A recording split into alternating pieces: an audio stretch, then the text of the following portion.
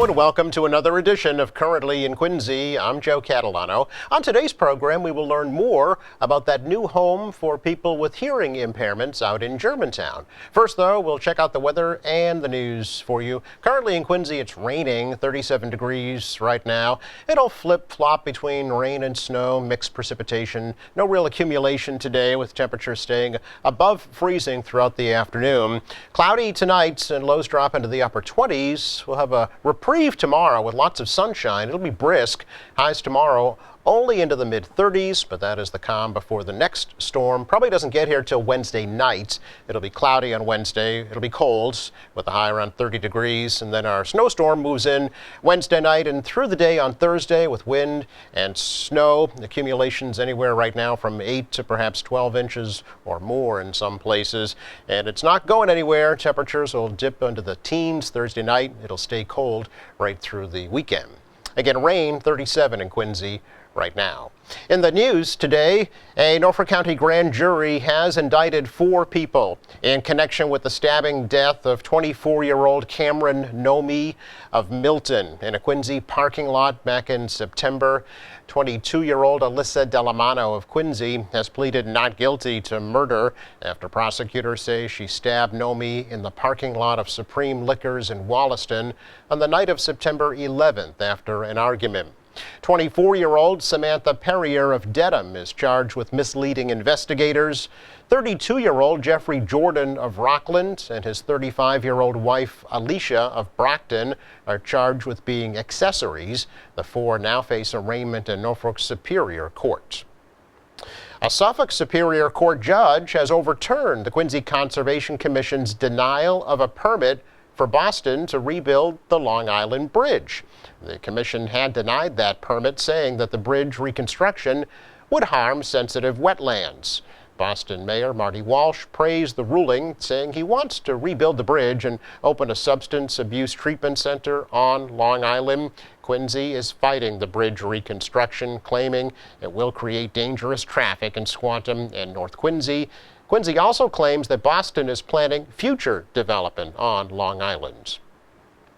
The MBTA holding another virtual public meeting this week about their plans to build a new bus maintenance facility at the site of the former Lowe's Home Improvement Store in Quincy.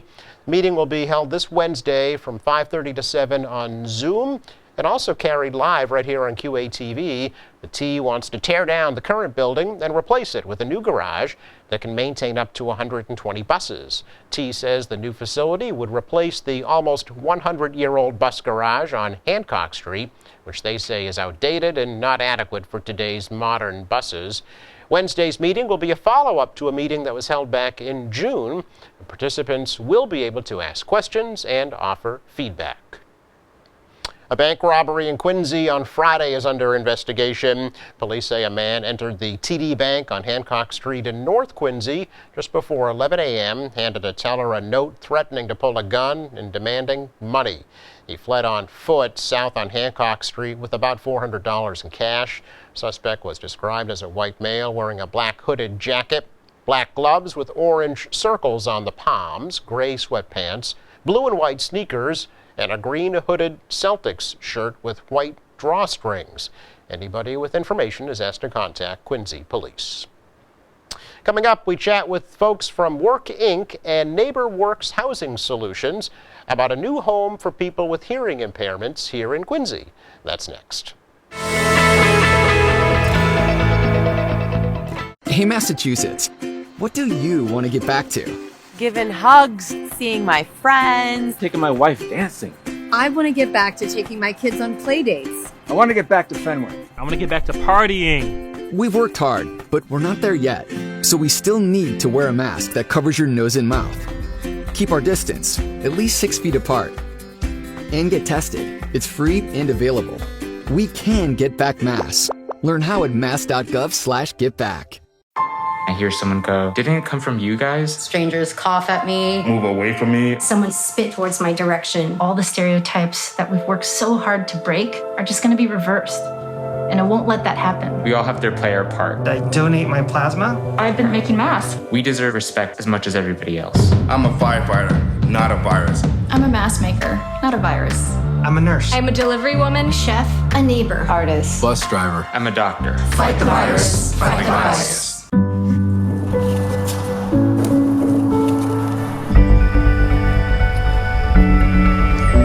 Remember. Honor. Teach.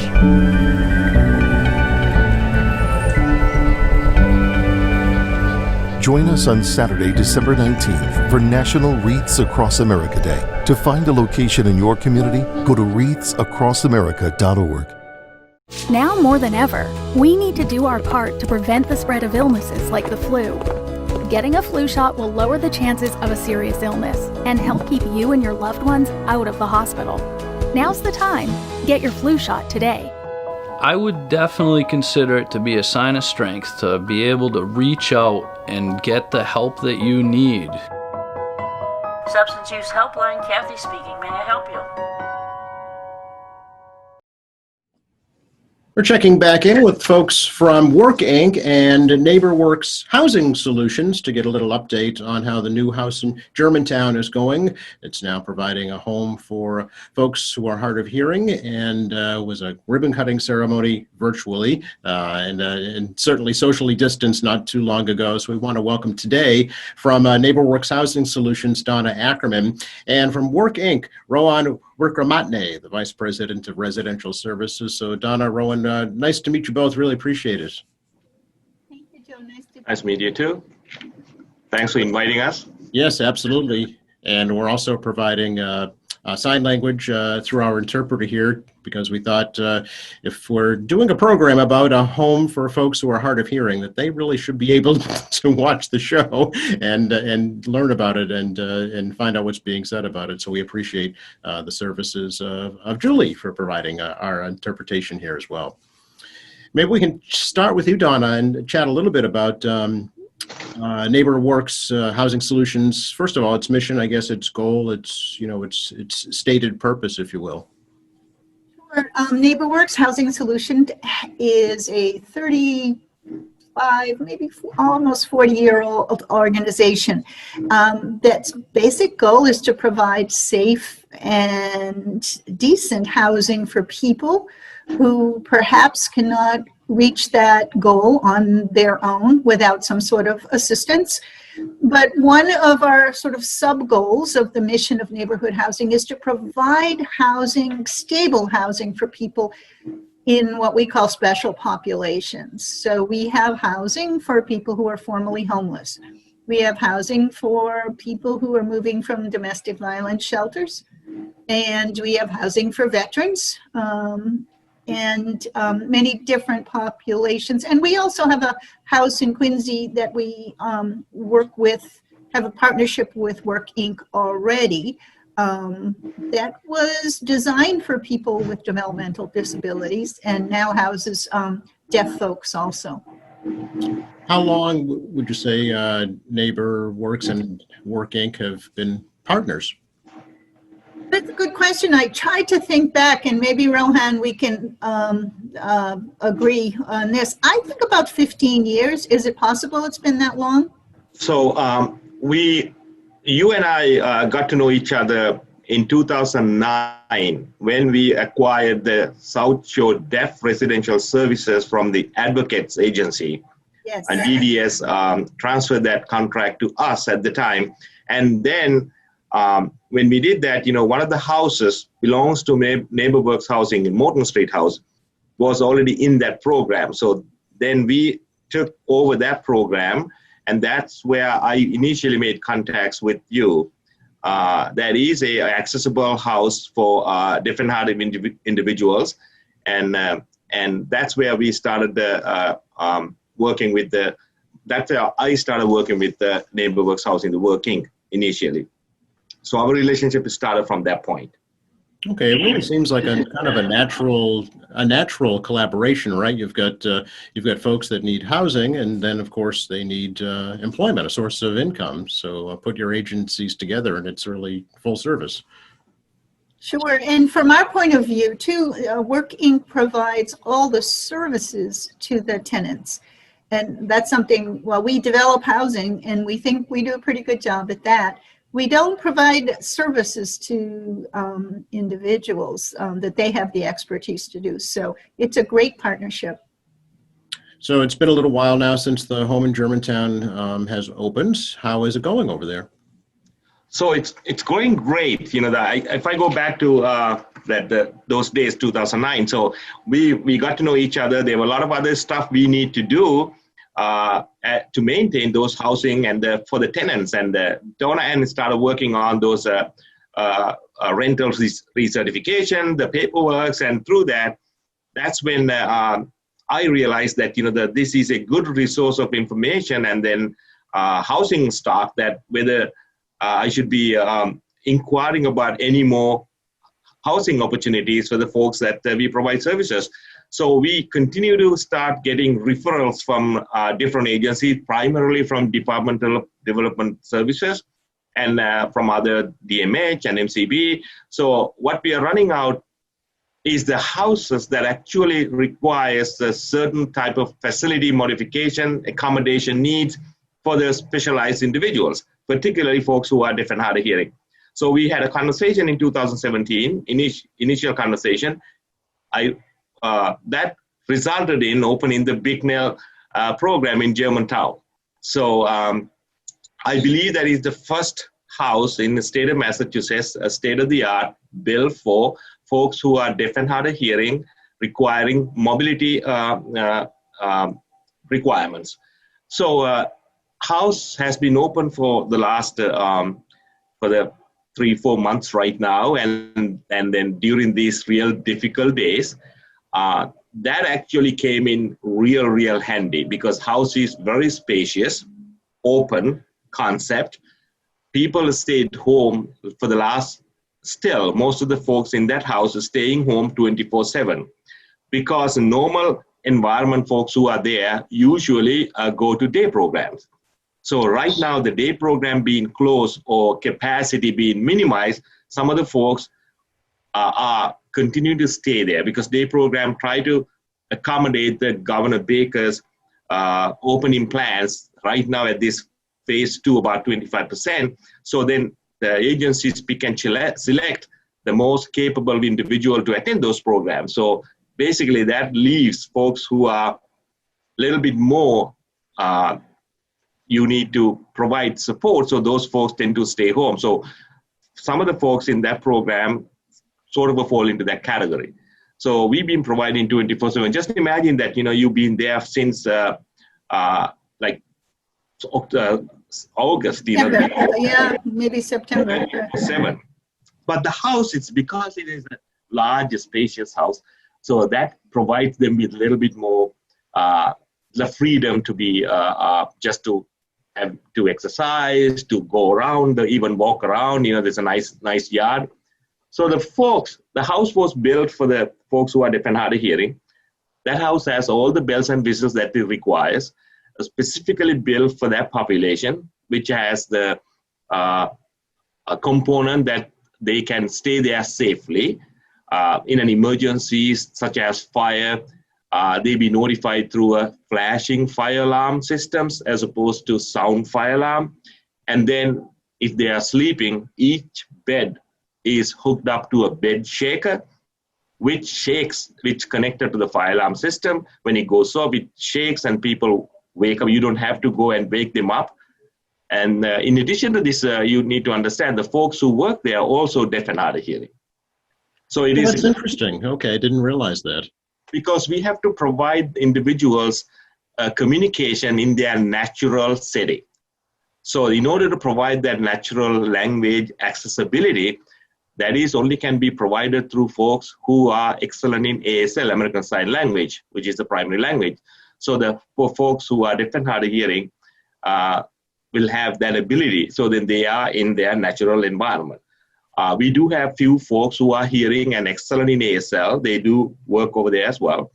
So, and the house need to be accommodating to both individuals and staff, both are deaf. So, and that is one safety-wise. The house has a wide hallway, so people who are in wheelchairs, they can easily navigate around the house. And the corners are round as opposed to square. So that provides you with the open concept. You have to improve the visual aspect of the house as opposed to hearing aspect. So the staff need to make sure that individuals are in eyesight at all times. And also you can see they have 5 individuals there in that house. Those 5 bedrooms also have 5 exits from those bedrooms. And the house built with that side of the house where the bedrooms are, with a wraparound porch and large enough for us to just take the bed out of the house instead of transferring individual from bed to a wheelchair in an emergency to improve time. So it's a useful rule of thumb, and it's a 2.5 minutes we need to evacuate someone if there's a fire emergency. So 5 individuals who have some mobility issues and at night who are deaf, when fire alarm goes off, with 2 staff assistants, all of them can get out of the house within 2.5 minutes. So facilitate that we can just open the back door and take some of the individuals while they are sleeping on the bed, roll the bed right out of the house, all the way to the parking lot. The house was built for that. Not every house has that.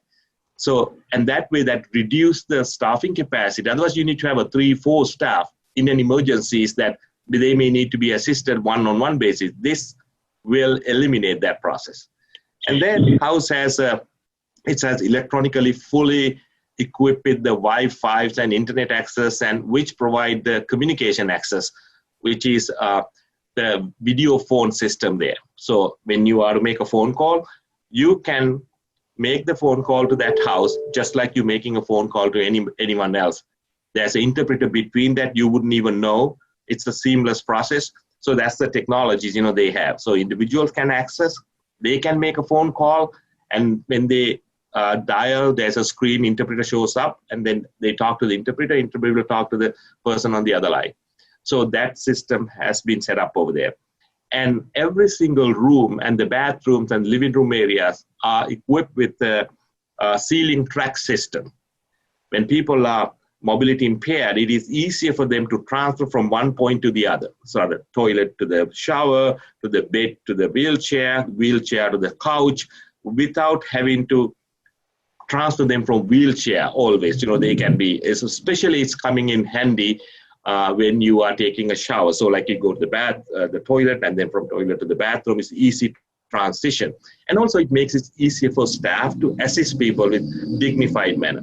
Every toilet has been equipped with something called the self-made bidet, or we call a Sanicare toilet, which is the toilet seat itself provide a self-washing and dry. So it's a dignified way of providing services to someone who's mobility impaired. So you don't have to personally, intimately involved with that kind of support. So the house has that.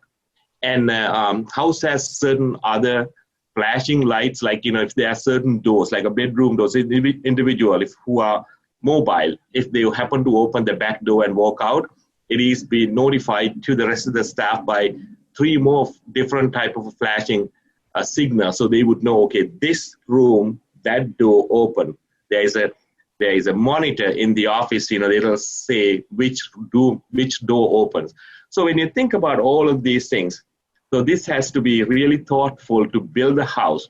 And then not all 5 individuals are mobility impaired, some of them, but the house is built, if they become mobility impaired down the road, they can continue to stay there without going to any other facility or nursing homes or anything. So our mission is to keep individuals without sending them to nursing homes to the best of our ability, because we become their family, and we are the support services to the folks. So when they really need the most actually closest service, they have to be with us. So we cannot send folks to somewhere else that people don't know about them. So it's incredibly well planned and thought out specifically for these people. Donna, how was this actual property chosen for this project? Well, this is initially when Rohan was talking about we had a conversation. Here was the conversation at the beginning.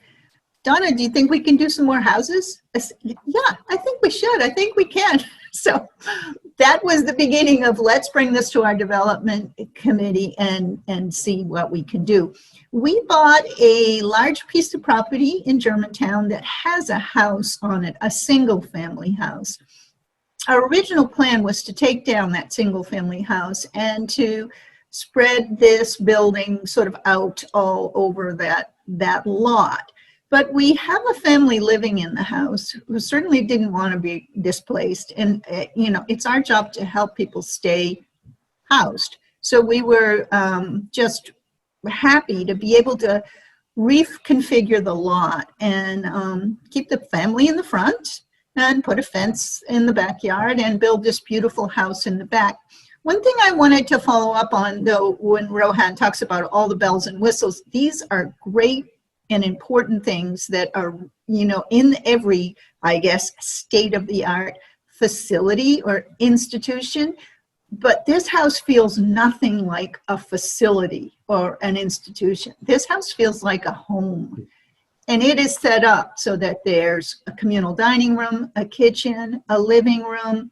And those things, especially had we ever envisioned a pandemic, those things make people feel just like all of us, more comfortable, more room to spread out, rather than just staying in their rooms like they might in a different kind of setting. So it's been great since it's been open.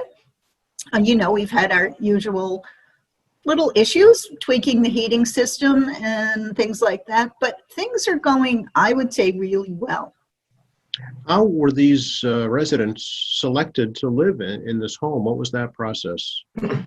So the working primarily works with the Department of Developmental Services, and then what happens is we get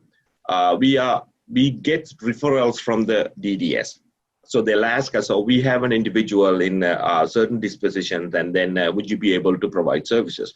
So we will then set a proposal about, based on our ability to house the person, where the person should go, and so based on the person's disposition and what kind of support services, whether it's involved increased clinical support, the health and welfare support, or the social aspect. So based on that, we customize a service support system and then let them know this is where we can put this person in and service. So before, when I started talking about it, we do have 6 other residential group homes in Quincy, and 2 of them are right now with the NeighborWorks housing in the Morton Street project in the Germantown. Other 4 out of 4, 2 of them are leased from the Quincy Housing Authority.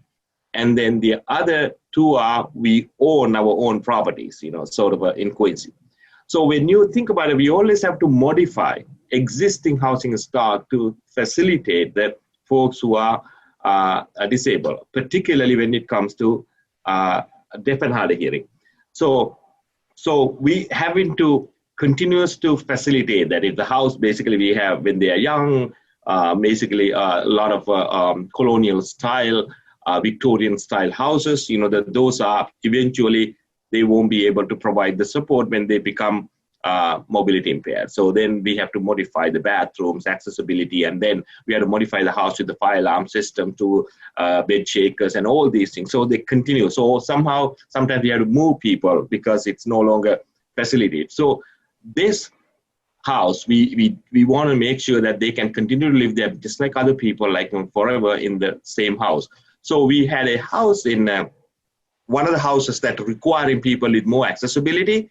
That was one of those reasons that prompted me to have the conversation. So can we have a house so we can move those folks to this house so they can continue to live there. So that resulted in this. And the house was built for 5 people and we had 4 individuals to move in. But one of the interesting story is years back, 2000, similar time about 2000,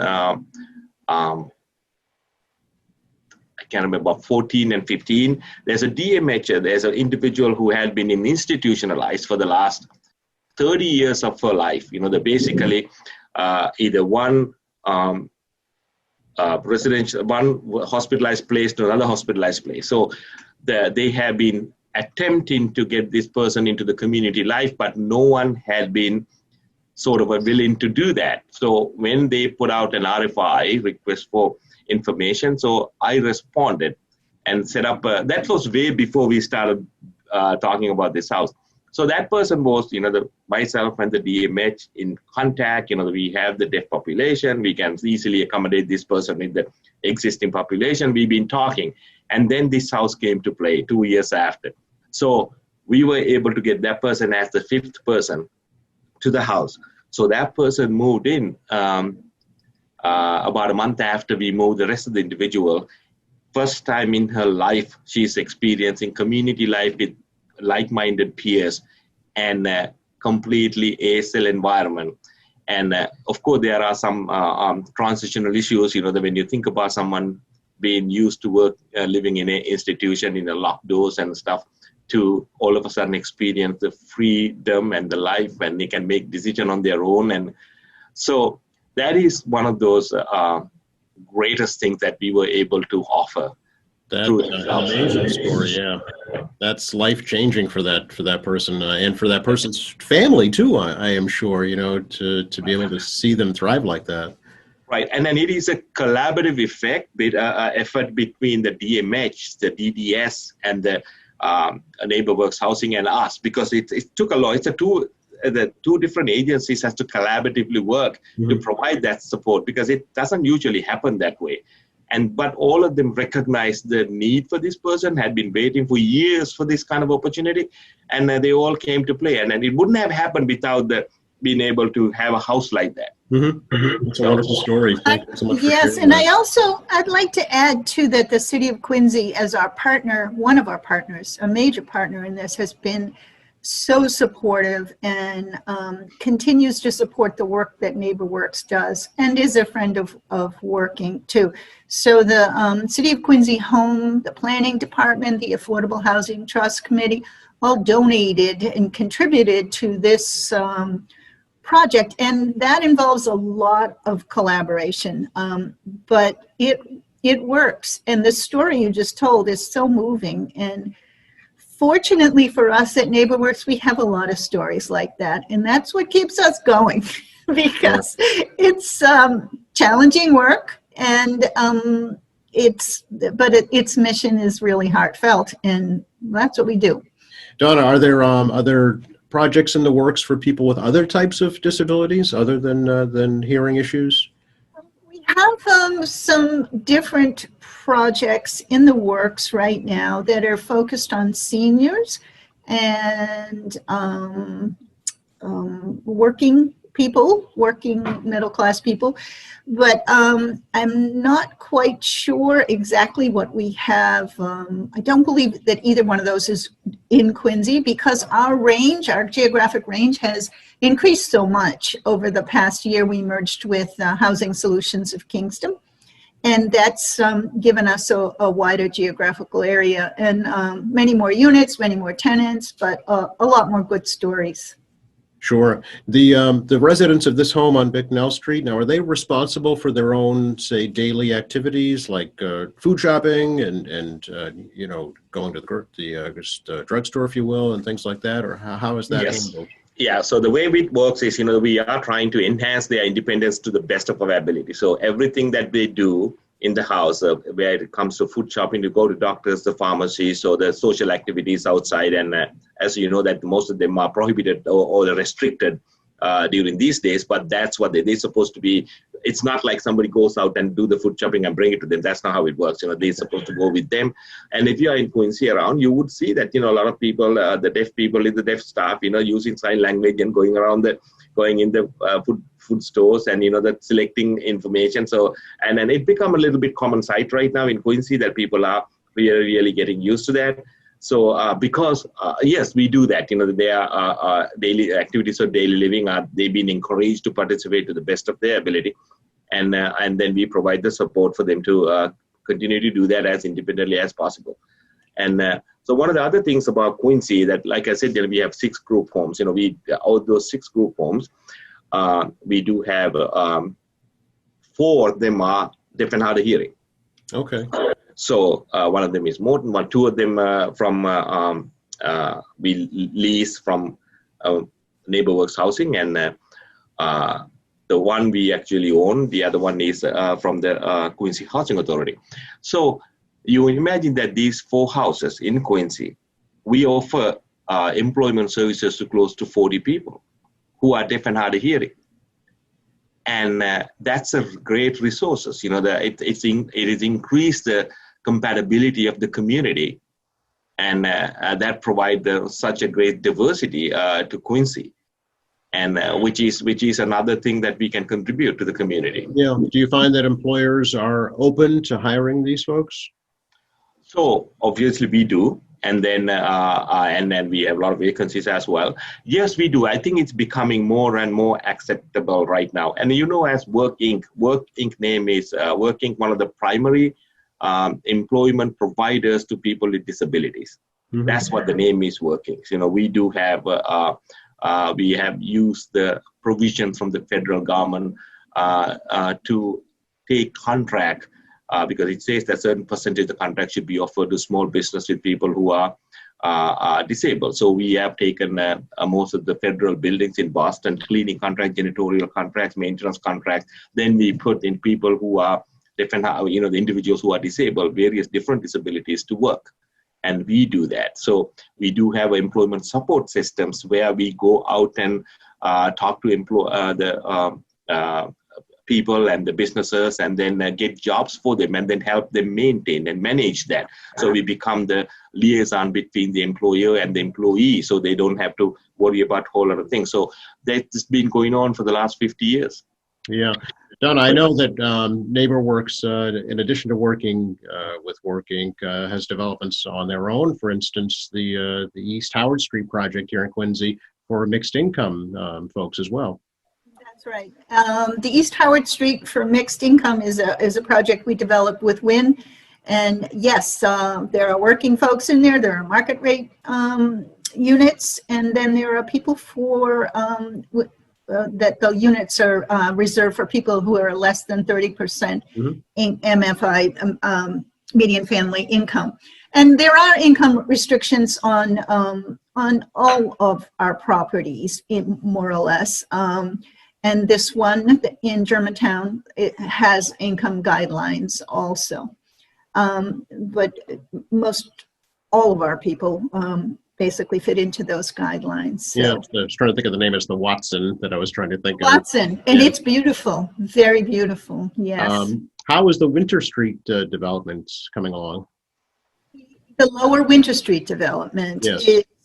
It is coming along. We are working very hard on putting all the funding together for the building of one building and taking down the housing stock that is, you know, very old and certainly not conducive to people who might have special needs. It's just I don't want to call it substandard, but it's a retrofit basically of older buildings, and we're looking forward to one building with everybody having their own small studio.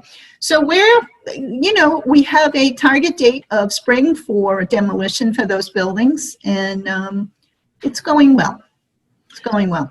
Good. I know you're working, I think, a partnership with Father Bills and Mainspring on that. Are you? Father Bills and Mainspring is another one of our very productive partners. And truly, once again, they provide services to their tenants that we don't have the expertise to do. But we're together, we have access to funding that we can gather, basically, and put together a compatible package, more or less, that we can get work done. Sure. You know, Rowan, I can't help but think, as you were describing some of the amenities of the Bicknell Street home, that those would be, pleasures even for folks without disabilities. The comfortable bathrooms, the alerts when fire alarms go off. Do you think those will become mainstream someday? I think that, so one of the things that, we're talking about the housing, how the house should be modified for people don't have to move, yes, those should be standard building codes, when it comes to, I think it's been happening, a lot, there's a lot of building code changes happening. I think the fire alarm system has been now, it's a strobe light fire alarm system as opposed to the sound only, because it has started happening right now. And then carbon monoxide, and both of them are right now, for the strobe light, the system to, it's sort of a transfer to that. One of the things that, you asked whether you're going to be any new developments, I haven't had a chance to actually, make the phone call to Donna again. And Donna, I do have a place opportunity. We do a population of the folks who are, one of the things that you probably heard a lot about, folks who become dementia and the Alzheimer's. The housing, it's becoming real because it has to develop a specialized housing for the folks that like that. You need to consider the color coding of the housing, the depth perception, and the accessibility, and the similar stuff that we had put in place in Bicknell, and then some. And so, and then it has to be, how the flow should be designed, how the ceiling track system should be designed.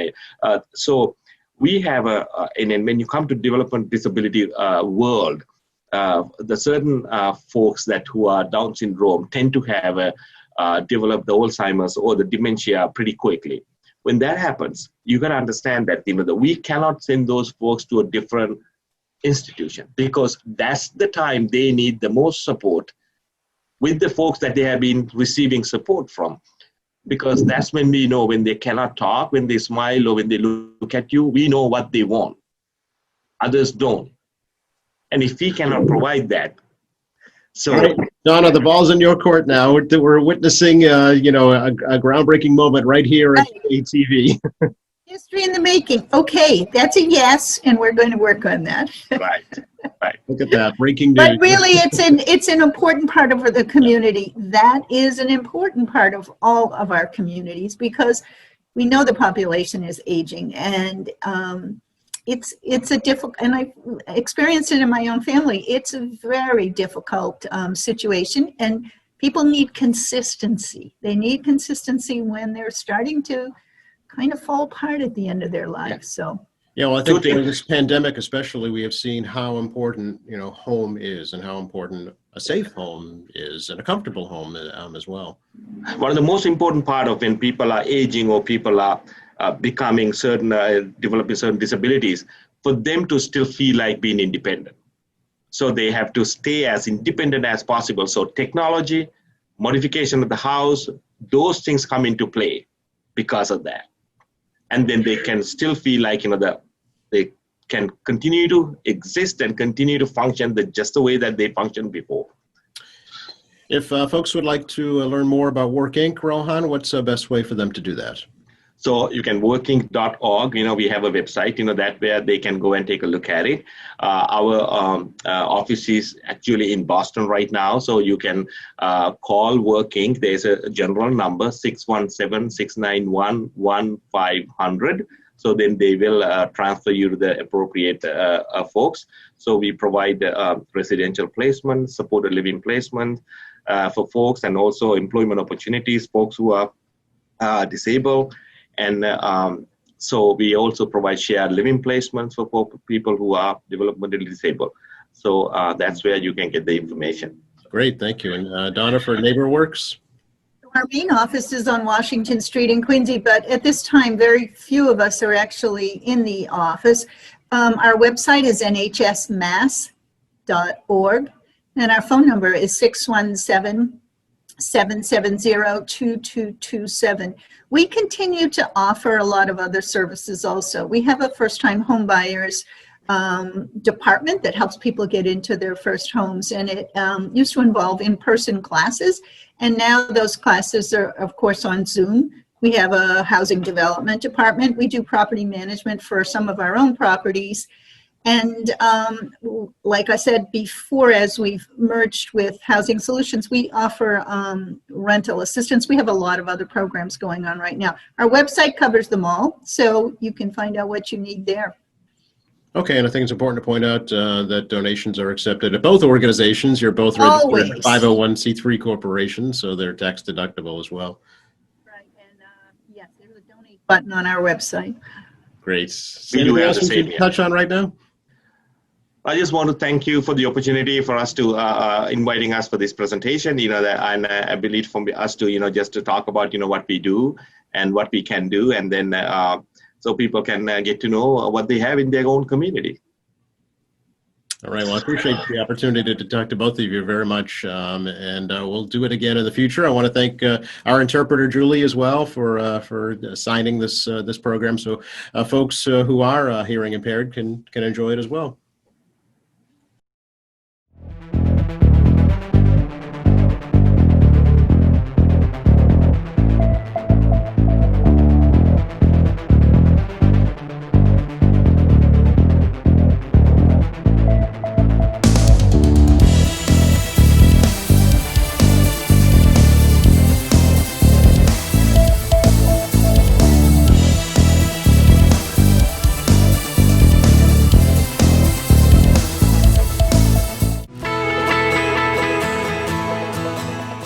Checking the forecast for you once again for the rest of the day today. Off and on rain and snow showers with temperatures in the upper 30s.